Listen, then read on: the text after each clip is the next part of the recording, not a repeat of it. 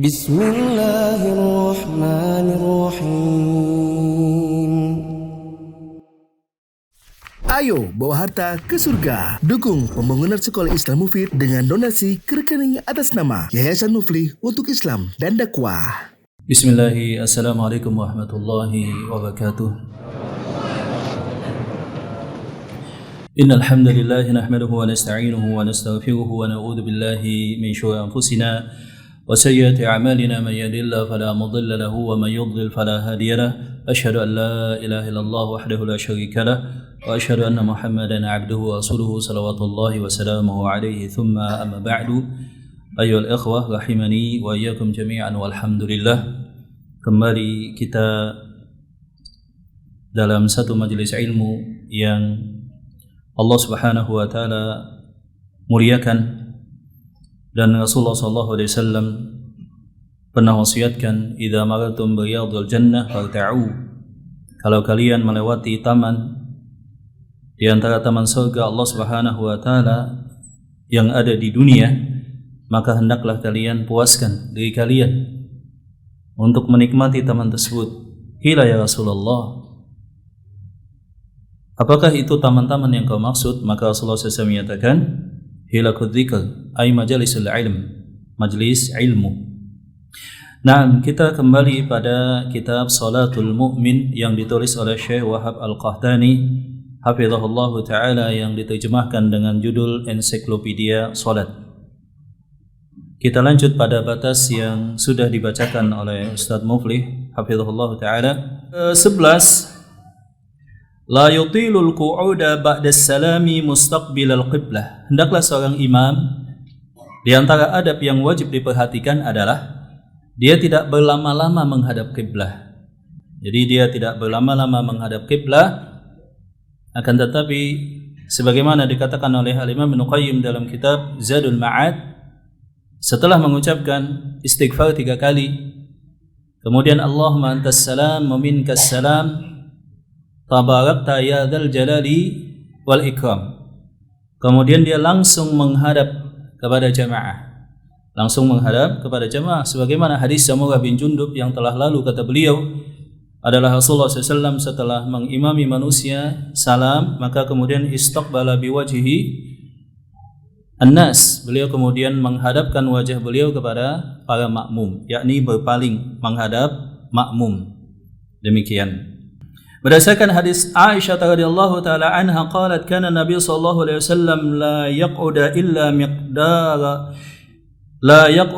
miqdara ma yaqulu Allahumma antas salamu wa minkas salamu tabarakta ya dzal jalali wal ikram. Jadi Rasulullah SAW tidaklah beliau duduk setelah salam menghadap kiblat kecuali hanya sekedar mengucapkan Allahumma antas salam wa minkas salam tabarakta ya dzal jalali wal ikram.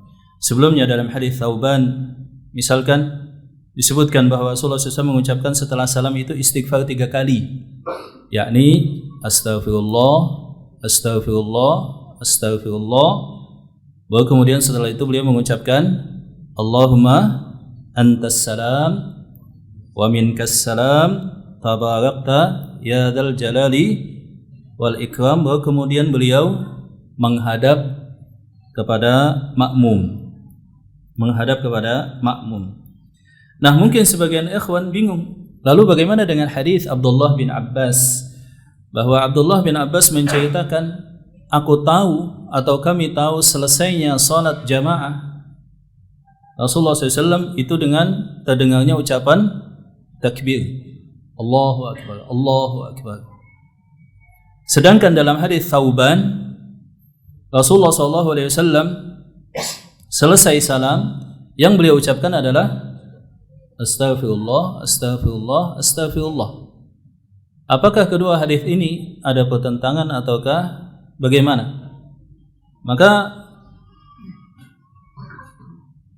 yang tepat adalah beliau setelah salam mengucapkan istighfar, astaghfirullah, astaghfirullah, astaghfirullah. Kemudian Allahumma antas salam wa minkas salam tabarakta ya dzal jalali wal ikram. Atas satu pendapat para ulama menyebutkan setelah itu baru kemudian menyebutkan takbir Allahu Akbar, Allahu Akbar, Allahu Akbar kabira, atau yang semacam daripada demikian. Pendapat yang kedua kata Majma' atau Hay'ah Kibar Ulama yang ada di Saudi, bahwa yang dimaksud dengan takbir di sana bukanlah takbir khusus setelah salat. Akan tetapi yang dimaksud di sana adalah takbir zikir yang 33. Subhanallah berapa kali? 33. Allahu Akbar, alhamdulillah 33. Allahu Akbar 33. Maka Abdullah bin Abbas menceritakan, Ibnu Abbas memahami bahwa salat jamaah telah selesai ketika terdengarnya takbir yang 33 tersebut. Maka jikalau kita pahami demikian, kata Hay'ah Kibar Ulama Saudiyah, maka kita mengumpulkan dua dalil. Kita mengumpulkan dua dalil, wallahu taala alam bisawab, dan saya lebih condong kepada ini.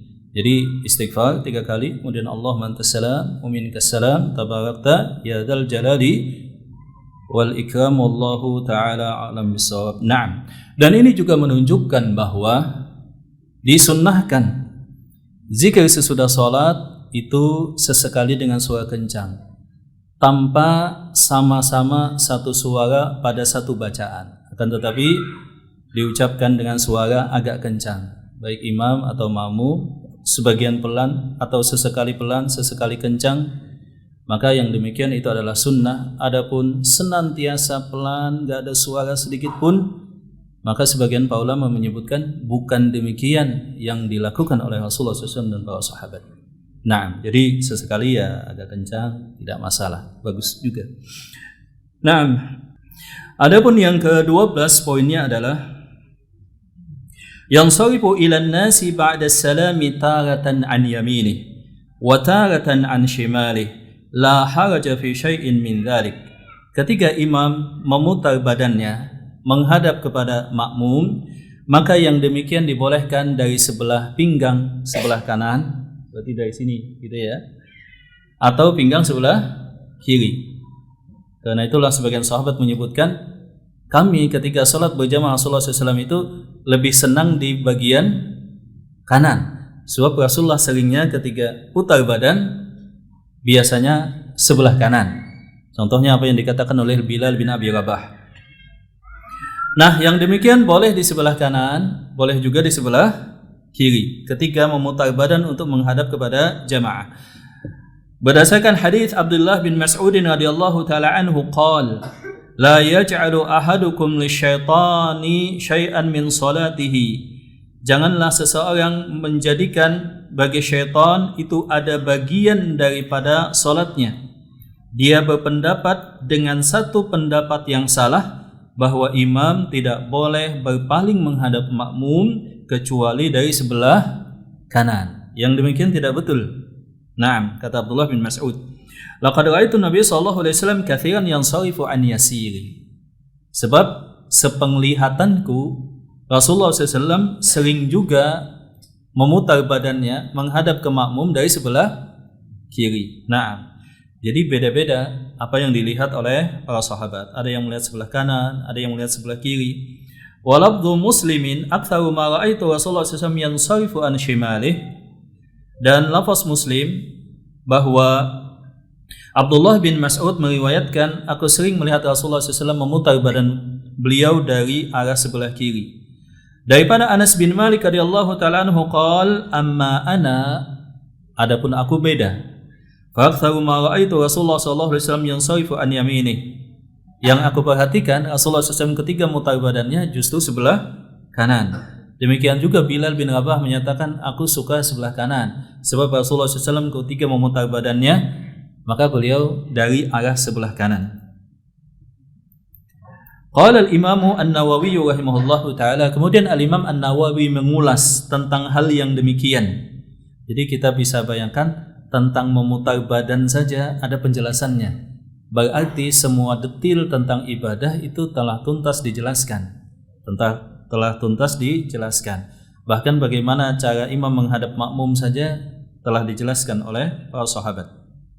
Wajhul jam'i bainahuma anna Nabi sallallahu alaihi wasallam kana yaf'alu taratan hadza wa taratan hadza. Adapun jikalau kita berhadapan dengan teks-teks hadis seperti ini yang dua-duanya sahih, menyebutkan Rasulullah SAW terkadang pada posisi atau perlakuan seperti ini. Hadis yang lain beliau melakukan hal yang berbeda. Dua-duanya sahih, maka cara untuk menggabungkannya, kata Al-Imam An-Nawawi, adalah bahwa kullu wahidin bima'takada annahu al-aktsara fima ya'lamu padalla ala jawazihima. Maka itu menunjukkan bahwa dua-duanya boleh, dua-duanya diperbolehkan. Wala karahata fi wahidin minhuma, tidak ada hal yang dimakruhkan pada salah satunya. Wa ammal karahatul lati qadaha kalam Ibnu Mas'udin falaysat bisababi aslil inhirafi anil yamini washimal. Adapun terhadap perkataan Abdullah bin Mas'ud tadi, kita tidak boleh salah paham. Kita tidak boleh salah paham bahwa yang dimaksud dengan Abdullah bin Mas'ud tadi adalah fi haqqi man yara anna dzalika la budda minhu, bahwa seseorang salah kalau dia berpendapat harus dari sebelah kanan misalkan, atau harus dari sebelah kiri, maka yang demikian yang tidak diperbolehkan. Fa inna ma dhamma man ra'ahu haqqan 'alaihi wa madhhabuna annahu la karahata fi wahidin minal amrayni. Adapun madhab yang terpilih yang sahih dalam hal ini adalah bahwa tidak dimakruhkan keduanya, sebelah kanan boleh, sebelah kiri boleh juga. Lakin yustahabu ayyan sarifa fi jihati hajati. Yang menjadi patokan di sini kita bisa perhatikan dua hal. Yang pertama adalah mana yang dia lebih hajat kepadanya. Dia lebih hajat ke sebelah kanan kah, atau dia lebih berhajat ke sebelah kiri?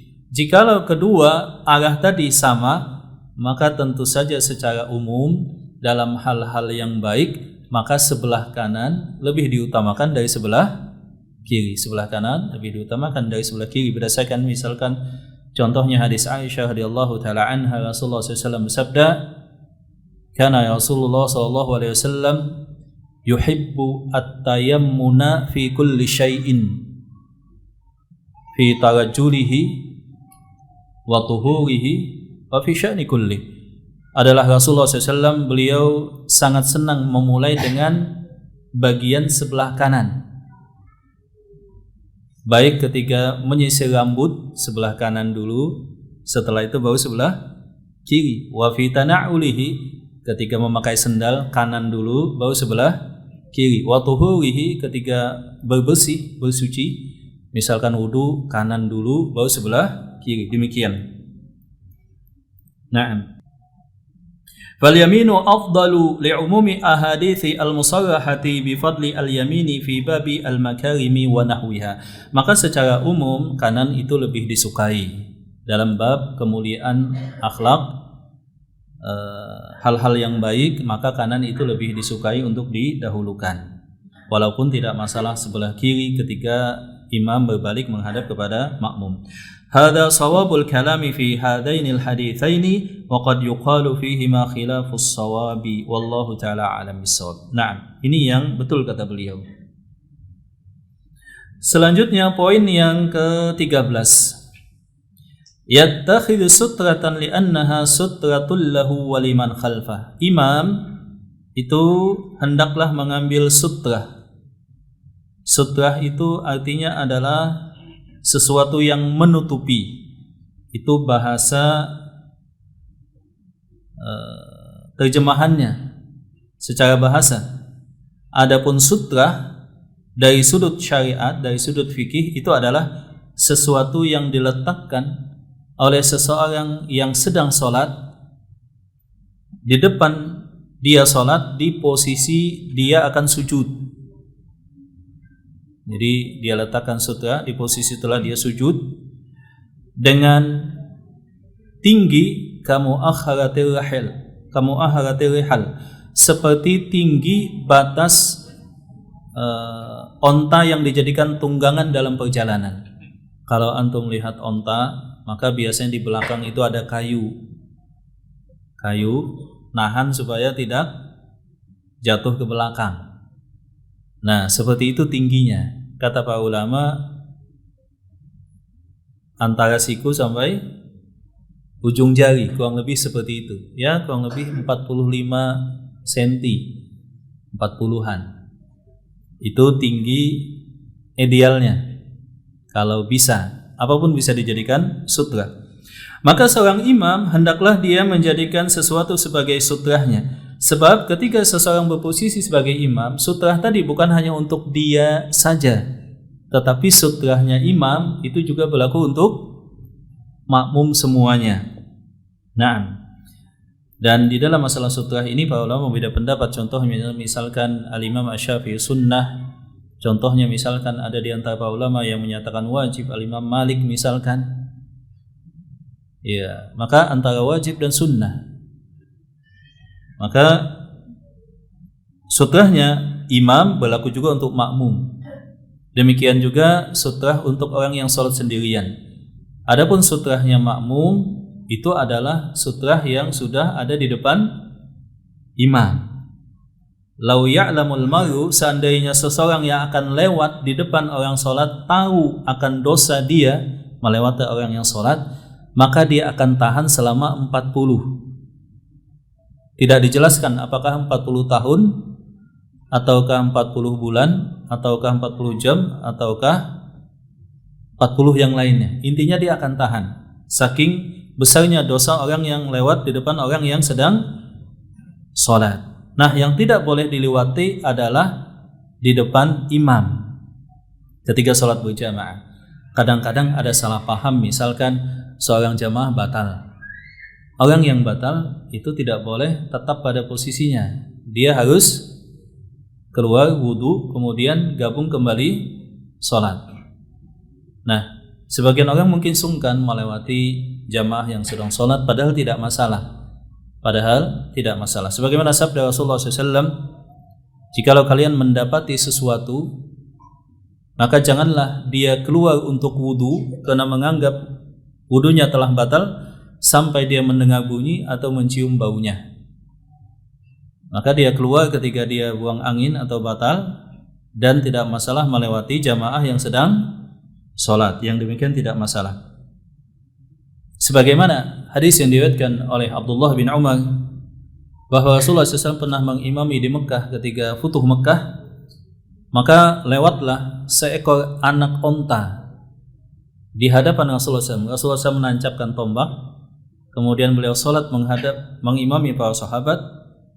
Akan lewat seekor anak onta di hadapan beliau, maka beliau maju sedikit sehingga anak onta tadi lewat di belakang Rasulullah SAW di hadapan para makmum. Ini juga menunjukkan bahwa walaupun anak kecil yang lewat, maka tetap dicegah. Bagi siapa tadi? Bagi imam atau orang yang sholat sendirian, walaupun anak kecil, dicegah. Sebab di dalam riwayat Abdullah bin Umar tersebut disebutkan yang lewat bukan manusia, tapi anak onta. Maka Rasulullah SAW maju sedikit. Nah, wali anna ibna Abbas radhiyallahu taala anhuma sara bihimarihi baina yaday ba'di as-saffil awwali thumma nazala anhu wa lam yunkir dzalika ahadun. Dan inilah yang pernah dilakukan oleh oleh Abdullah bin Abbas, bahwa beliau pernah berjalan dengan keledainya di hadapan jamaah salat di depan shaf yang pertama untuk mencari posisi di mana beliau bisa salat berjamaah, dan tidak ada para sahabat yang ngalangin. Kadang-kadang memang salah paham, antum batal, antum jalan ke sana, ya kan? Itu ada aja yang salah paham begini, nah gitu ya. Padahal Abdullah bin Abbas tadi beliau jalan bersama apa? Keledainya di shaf yang pertama, namanya sholat di lapangan. Di saat itu kejadiannya di Mina. Kalau tidak salah riwayatnya adalah sholat maghrib.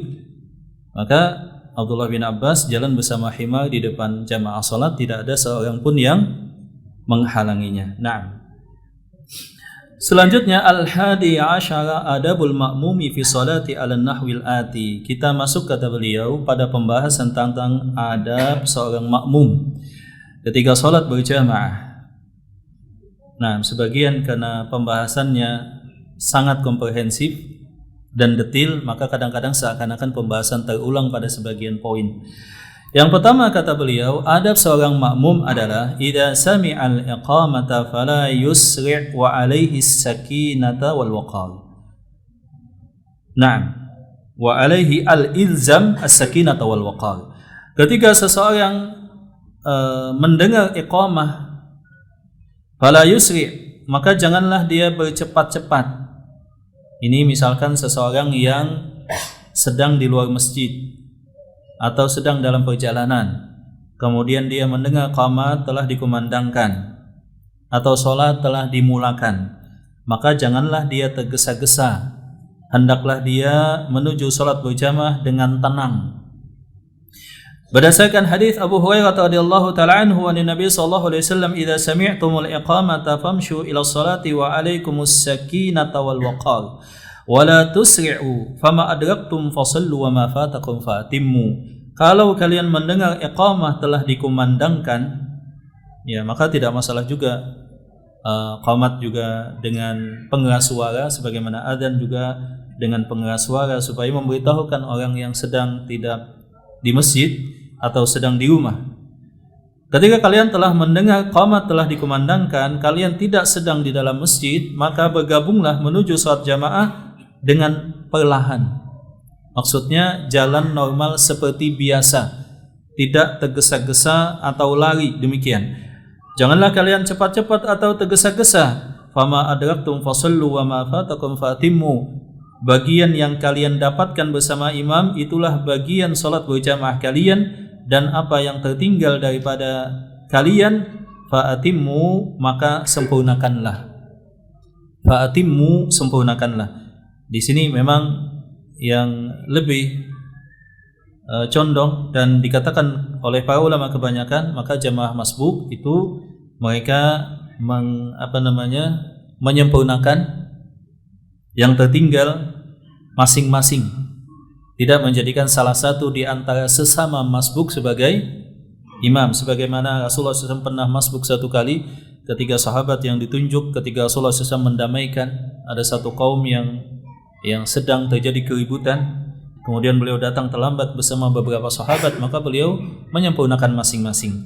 Walaupun ada juga para ulama yang membolehkan ketika berdua satu dijadikan, tetapi yang lebih kuat dan lebih condong ke sana adalah masing-masing.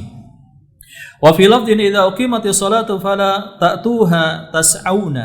Kalau kalian akan bergabung dengan salat berjamaah yang telah didirikan dan qamat telah dikumandangkan, maka janganlah kalian mendatanginya dengan berlari. Wa'tuha tamshuna. Datangilah dengan berjalan. Wa 'alaikumus sakinata. Dan kalian tetap tenang. Fama adraktum fasallu wa ma fatakum fatimmu. Apa yang kalian tidak dapatkan, apa yang kalian dapatkan kalian salat bersama imam, apa yang kalian tertinggal maka kalian sempurnakan. Nah, maka kalian sempurnakan.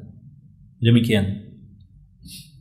Jadi tidak boleh cepat-cepat. Sebagian orang mungkin saking mengejar supaya bahwa dia tidak termasuk dalam masbuk, maka dia cepat-cepat lari. Dan masbuk itu ada masbuk dua makna. Yang pertama adalah masbuk dalam arti ketinggalan takbiratul ihram. Itu sebetulnya sudah bisa dikatakan masbuk juga. Makanya para ulama dulu memperhatikan, ya mereka berusaha ya tidak ketinggalan daripada takbiratul ihram imam. Adapun masbuk yang lain adalah ketika telah tertinggal satu rakaat. Nah, itu makna yang umum. Kemudian yang kedua kata beliau adalah la yarka'u qabla ad-dukhuli fi as-saffi. Janganlah seorang makmum saking ingin tidak ketinggalan satu rakaat, janganlah dia ruku sebelum dia bergabung dengan shaf. Ya, jadi saking pengennya dia salat sempurna, tidak ada rakaat yang ketinggalan, dia rukuk sebelum masuk ke shaf, maka hal yang demikian tidak diperbolehkan. Dan ini berdasarkan hadis Abu Bakrah atau yang terkenal kadang dengan sebutan Dzul Yadain, bahwa dia berkata annahu intaha ila Nabi sallallahu alaihi wasallam wa huwa raki'. Maka suatu saat Abu Bakrah ini diceritakan bahwa beliau pernah ruku' sebelum bergabung dengan shaf. Faraqa qabla ayyasila ila shaffi. Beliau ruku' karena saking ingin mengejar rakaat pertama, beliau ruku' sebelum bergabung dengan shaf. Fadzakara dzalika Nabi sallallahu alaihi wasallam faqala zadakallahu hirsan wa la ta'ud. Maka yang demikian diceritakan kepada Rasulullah SAW. Rasulullah SAW kemudian menasihati Abu Bakrah tadi, Dzul Yadain tadi, dengan sabda beliau, semoga Allah Ta'ala menambahkan semangat untuk engkau, tetapi yang tadi jangan lagi diulangi. Jadi jangan lagi diulangi. Kita perhatikan di sini poinnya. Rasulullah SAW menyatakan, semoga Allah Ta'ala menambahkan semangat kepada engkau. Artinya beliau menasihati dengan santun. Adapun yang kedua, beliau menyatakan jangan engkau ulangi. Berarti salatnya Abu Bakrah ketinggalan satu rakaat atau tidak? Tidak. Ya. Nah, baca Fatihah atau enggak? Tidak. Maka inilah sebagian dalil yang menjadikan kata para ulama bahwa salat jahar maka Fatihahnya imam adalah Fatihahnya makmum. Wallahu ta'ala alam bisawab. Adapun mereka yang berpendapat bahwa Fatihah wajib dibaca maka tidak membedakan apakah itu jahar atau sir. Wallahu ta'ala alam bisawab. Naam. Dan ketika seseorang masbuk, maka yang dimaksud adalah bahwa dia mendapati ruku' bersama imam. Tadi adabnya di shaf beserta tumakninah. Beserta tumakninah. Tumakninah itu adalah melakukan satu gerakan di dalam salat, baik itu ruku', sujud atau duduk di antara dua sujud atau i'tidal sempurna. Telah lurus dan tegak tulang punggungnya dan telah balik pada semua posisi tulang-tulang yang ada di badannya. Ya, mifsal atau sendi-sendi di badannya. Kemudian dia diam, lisannya juga sedang diam. Itu yang disebut dengan tumakninah. Satu saat sebentar di mana dia tenang, diam semua anggota badannya, dan itu sempat bersama imam. Nah, maka di sini kita perhatikan apakah rukuknya kita ketika masbuk masih sempat bersama imam dengan tumakninah, maka kita terhitung satu rakaat. Jikalau tidak sempat tumakninah cepat-cepat, maka tidak terhitung satu rakaat. Dan takbiratul ihramnya tidak boleh sambil begini. Kan ada dua takbir. Yang pertama adalah takbiratul ihram, yang kedua adalah takbir yang disebut dengan intiqal, perpindahan. Maka wajib berdiri ketika takbiratul ihram. Allahu akbar. Setelah itu dia Allahu akbar untuk rukuk. Demikian. Nah, ini kadang-kadang tidak diperhatikan oleh sebagian orang yang sholat. Yang ketiga, la yaqumul ma'mumu idza uqimatis shalatu hatta yakhrujal imam. Hendaklah seorang makmum ketika telah didirikan sholat, dia tidak berdiri sampai dia melihat imam. Jadi dulu itu kan memang ada dua biasanya kebiasaan Rasulullah SAW. Bilal itu qamat ketika melihat Rasulullah SAW. Atau terkadang Bilal qamat dalam persangkaan beliau Rasulullah SAW sebentar lagi akan datang. Ketika Bilal telah qamat tapi Rasulullah SAW belum datang, maka jangan berdiri dulu sampai Rasulullah SAW telah masuk masjid. Di mana beliau SAW berdasarkan hadis Abi Qatadah, beliau menyatakan bahwa Rasulullah SAW bersabda, "Idza uqimatis salatu fala taqumu hatta tarawni wa qad kharajtu." Ketika telah dikumandangkan iqamah, janganlah kalian berdiri sampai kalian melihatku. Ya, sampai melihat Rasulullah SAW telah keluar. Sebab Rasulullah SAW itu kan kamarnya Aisyah itu berdampingan dengan masjid. Jadi kalau qamat tapi Rasulullah kelihatan, tunggu sebentar, tetap duduk. Nah, walaupun dalam hal ini bebas saja, seseorang bebas mau berdiri untuk sholat. Bisa ketika awal iqamah, bisa di tengah iqamah, akan tetapi ketika selesai iqamah, maka ketika kondisi imam telah ada, maka yang demikian itu dicela dan dimakruhkan. Adapun yang keempat kata beliau adalah yuballighu sautal imami 'indal hajah. Bisa dibaca yuballighu, ketika itu kembali kepada makmum. Bisa juga dibaca yuballagu. Yuballagu sautul imami 'indal hajati, dan disampaikan suara imam jikalau pelan dengan seseorang yang fungsinya khusus menyampaikan takbir intiqalnya imam kepada makmum. Ketika jamaah banyak, masjidnya luas, ada kemungkinan suara imam tidak terdengar jelas, maka boleh ada seseorang yang posisinya menyampaikan takbir intiqal imam tadi. Praktiknya disebut dengan tasmi', dan orangnya disebut dengan musammi'.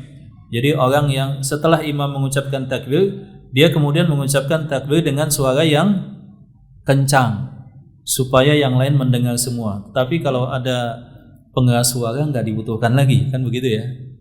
Jadi kalau imamnya pelan, maka ada yang di belakangnya suara kencang menyampaikan kepada jamaah salat yang lainnya. Berdasarkan hadis Jabir bin Abdullah radhiyallahu taala anhu, qala shalla bina Rasulullah sallallahu alaihi wasallam adh-dhuhra wa Abu Bakrin khalfah, fa idza kabbara Rasulullah sallallahu alaihi wasallam kabbara wa Abu Bakrin yusmi'una. Adalah Rasulullah SAW pernah salat bersama kami salat zuhur, dan Abu Bakar saat itu posisinya di belakang, dan ketika Rasulullah SAW bertakbir tidak terdengar oleh sebagian sahabat yang lain, maka Abu Bakar berinisiatif yusmi'una. Beliau takbirnya kencang supaya jamaah yang lain mendengarnya. Nah, wa asluhu fil Bukhari wa Muslimin an Aisyah radhiyallahu anha wa fihi wa kana Abu Bakr yusalli qa'iman wa kana Rasulullah sallallahu alaihi wasallam yusalli qa'idan. Dan asal hadis ini lengkapnya itu terdapat di dalam hadis riwayat Bukhari dan Muslim daripada hadis Aisyah, dan adalah Abu Bakar radhiyallahu taala anhu. Beliau saat itu mengimami manusia. Saat itu Rasulullah SAW sedang sakit. Kemudian beliau keluar, beliau kemudian salat di belakang Abu Bakar, maka Abu Bakar kemudian mundur, sehingga Rasulullah SAW yang menjadi imam dalam posisi duduk, dan Abu Bakar radhiyallahu taala anhu mengimami manusia. Abu Bakar berimam kepada Rasulullah SAW, dan para jamaah itu mengikuti gerakannya Abu Bakar radhiyallahu taala anhu, dan Abu Bakar mengucapkan takbir intiqal dengan suara yang kencang tadi. Rasulullah SAW pelan, sebab saat itu beliau sedang sakit, di mana sakit itu yang akhirnya kemudian beliau wafat dengannya. Wallahu taala alam bissawab. Naam. Selanjutnya yang kelima, yaqulu khalfal imami rabbana lakal hamdu aw rabbana walakal hamdu ba'da qaulil imami sami'allahu liman hamidah. Maka makmum mengucapkan kalimat rabbana lakal hamdu sesudah perkataan imam sami'allahu liman hamidah. Ini diberikan catatan oleh Al-Imam Ibnu Qayyim dalam kitab Zadul Ma'ad, bahwa hadis Abu Hurairah radhiyallahu taala anhu, wa idza qala sami'allahu liman hamidah faqulu rabbana lakal hamdu, ketika kalian mendengar imam mengucapkan sami'allahu liman hamidah, maka ucapkanlah oleh kalian wahai para makmum rabbana lakal hamdu. Ini bukan berarti, kata Imam Ibnu Qayyim, bahwa makmum tidak mengucapkan sami'allahu liman hamidah, dan bukan berarti juga imam tidak mengucapkan rabbana lakal hamdu. Tetap sama-sama, tetapi itu semuanya dengan komando daripada imam. Walikauli Amir Asy-Sya'bi la yaqulul qaumu khalfal imam sami'allahu liman hamidah. Dan ada perkataan secara khusus daripada Amir Asy-Sya'bi, dan ini bukan daripada hadis. Beliau mengucapkan, janganlah para makmum mengucapkan sami'allahu liman hamidah, sebab itu adalah wilayah komando yang khusus untuk imam. Akan tetapi para makmum langsung mengucapkan rabbana walakal hamdu, rabbana walakal hamdu. Dan ulasan Al-Imam Ibnu Qayyim menyatakan, ya makmum juga mengucapkan, tetapi sesudah pengucapan imam kemudian sama-sama mengucapkan rabbana walakal hamd. Wallahu taala alam bissawab. Adapun para ulama yang lain secara zahir hadis menyatakan bahwa rabbana sami Allahu liman hamidah imam, kemudian sesudahnya makmum dan jamaah ya mengucapkan rabbana lakal hamd. Kemudian idza ta'akhkhara al-imamu ta'akhuran dhahiran qaddama al-ma'mumuna afdalahum. Kalau imamnya kelamaan, misalkan ada alokasi normal khusus, toleransi. Imam biasanya datang 10 menit qomat. Imamnya nggak datang, ditunggu tetap nggak datang, maka para makmum menunjuk seseorang untuk menjadi imam. Berdasarkan hadis Sahal bin Sa'ad As-Sa'idi, ketika seorang sahabat ditunjuk menjadi imam, yakni Abu Bakar radhiyallahu taala anhu, ketika Rasulullah SAW sakit misalkan, atau ketika Rasulullah SAW pernah mendamaikan kaum yang sedang mereka sedang ada keributan, fata'akhkhara, Rasulullah SAW terlambat untuk mengimami. Juga berdasarkan hadis Al-Mughirah bin Syu'bah, ketika para sahabat mengajukan menjadikan Abdurrahman bin Auf untuk jadi imam dalam salat jamaah di peperangan Tabuk. Saat itu salat subuh. Faqala Nabi sallallahu alaihi wasallam ahsamtum aw qad asabtum. Maka setelah itu selesai sholat, Rasulullah SAW datang terlambat. Kata Rasulullah SAW, apa yang kalian telah lakukan tadi baik atau kalian telah tepat? Kalian telah tepat. Wallahu ta'ala a'lam bishawab. Mungkin sampai di sini dulu pada poin yang ke-6 daripada adab makmum ketika akan sholat berjamaah. Wallahu ta'ala a'lam bishawab. Kita jeda dengan adzan, setelah itu sedikit tanya jawab. Alhamdulillahirabbil alamin. Apa saja yang kita pelajari dalam Mufid Islamic Academy atau MIA? Di antara yang kita pelajari adalah kitab-kitab yang berhubungan dengan adab dan akhlak seperti Intisari Hilyah Thalibil Ilmi karya Syekh Bakar bin Abdullah Abu Zaid. Buku-buku yang berkenaan dengan akidah dasar seperti Al-Usul Ats-Tsalatsah atau 3 landasan utama karya Syekh Muhammad bin Abdul Wahhab. Penjelasan 3 landasan utama atau Syarah Al-Usul Ats-Tsalatsah karya Syekh Shalih bin Fauzan Al-Fauzan. Matan Al-Qawaid Al-Arba' atau 4 kaidah dasar memahami kemusyrikan karya Syekh Muhammad bin Abdul Wahhab. Syarah Al-Qawaid Al-Arba' atau penjelasan 4 kaidah memahami kemusyrikan karya Syekh Sa'ad bin Nasr Asy-Syatri. Kitab-kitab yang berkenaan dengan masalah fiqih seperti Risalah Wudu yang dikompilasi dari 4 kitab para ulama, risalah tentang sholat, puasa, dan lain-lain.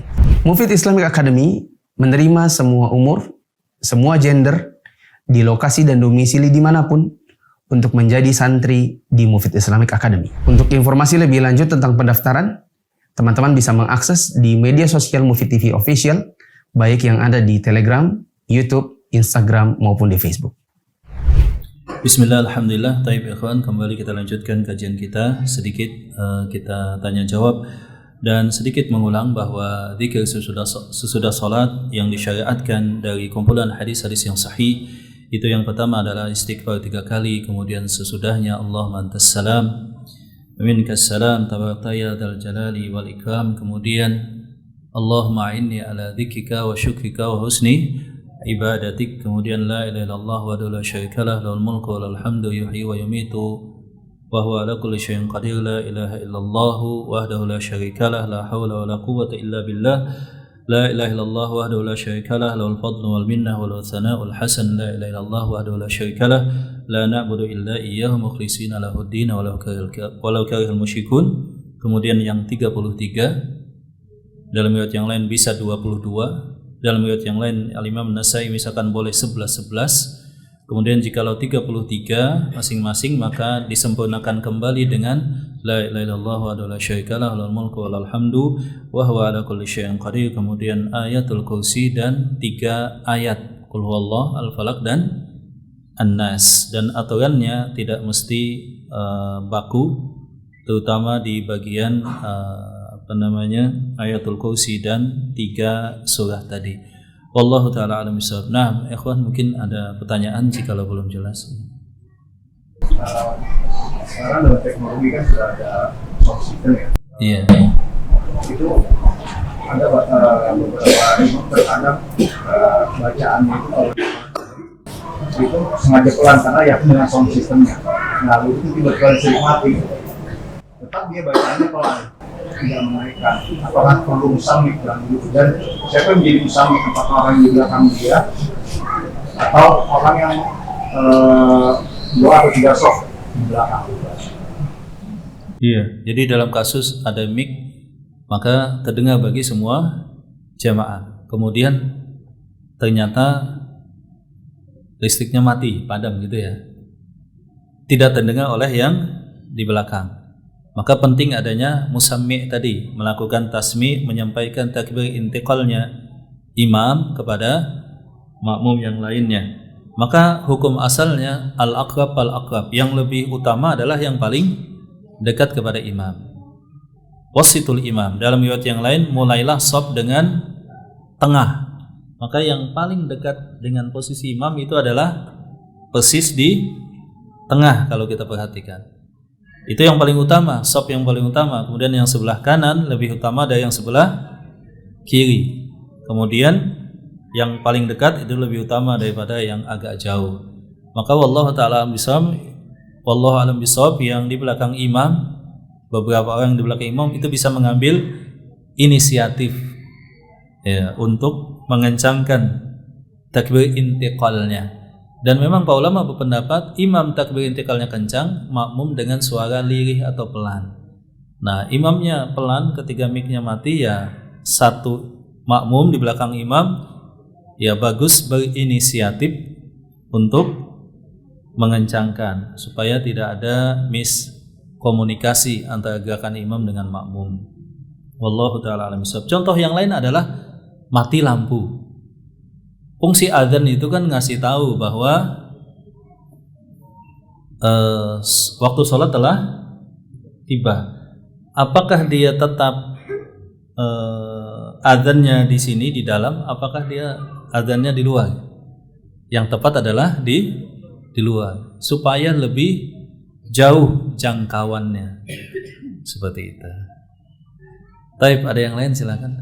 Nah. Kenapa Pak? Pembagian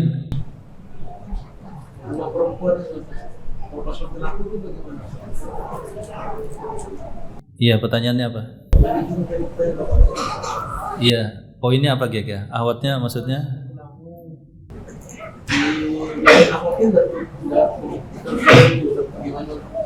Iya, maka tadi bagus ketika ada satu makmum mengambil inisiatif mengencangkan takbir intiqal yang juga bisa didengar oleh jamaah yang lain, baik laki-laki terutama dan juga para wanita, seperti itu. Memang zaman dulu volume suara beda dengan zaman saat ini. Diceritakan bahwa orang Baduy itu mungkin karena terbiasa ngomong kencang, bahkan setengah kilo itu masih terdengar kalau dia teriak. Kalau kita saat ini teriak di sini kadang yang nggak dengar.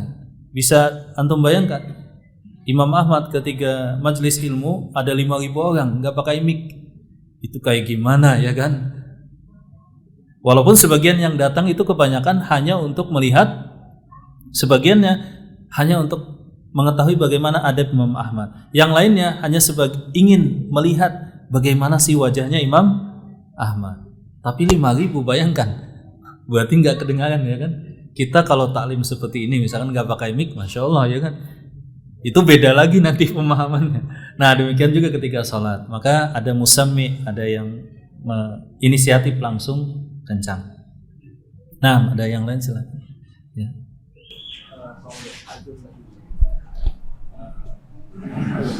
Ada pernah azan di satu sekolah. Azan ya. Satu sekolah azan, ada salah satu murid yang tahu ternyata ada kan nggak tahu itu yang keluar, sound system keluar dan tidak di situ. Iya. Itu suara anak tidak keluar. Iya. Apa kita harus azan lagi atau dengan mencet sound speaker yang bisa keluar? Apa harus kami? Wallahu a'lam ya. Sudah adzan tetapi ternyata mic-nya kepencet bagian dalam. Ya, kemudian baru tahu setelah selesai. Ya, mungkin nanti bisa ditanyakan. Ya, ana nggak tahu ya. Wallahu alam. Ya, silahkan ada yang lain. Ya. Waalaikumsalam. Bagaimana kalau etika kita ketika kita masbuk, setelah ada makmum lagi mau masbuk kita, Ya. sebelah kiri, nah, itu bagaimana ada kita, Ustaz? Harusnya kan di sebelah kanan. Nah, Rasulullah SAW pernah demikian ketika beliau salat malam, kemudian Abdullah bin Abbas bermakmum bersama Rasulullah SAW di sebelah kiri, maka Rasulullah SAW kepalanya apa namanya? Nah, begitu, ya kan? Artinya kita kasih isyarat misalkan demikian. Kita kasih isyarat bahwa di sebelah sini yang betul posisinya. Ya. Makmum di sebelah kanan. Tapi kadang-kadang kasih isyarat pun nggak paham juga kan, serba salah juga kita. Tidak masalah ya, setelah sholat kasih pencerahan, edukasi bahwa sebetulnya makmum itu di sebelah kanan sejajar dengan imam ketika sendirian. Jadi kita kasih isyarat. Nah, demikian. Wallahu taala a'lam bishawab. Baik, satu lagi mungkin. Ada yang lain, silakan. Ya, silakan, Pak.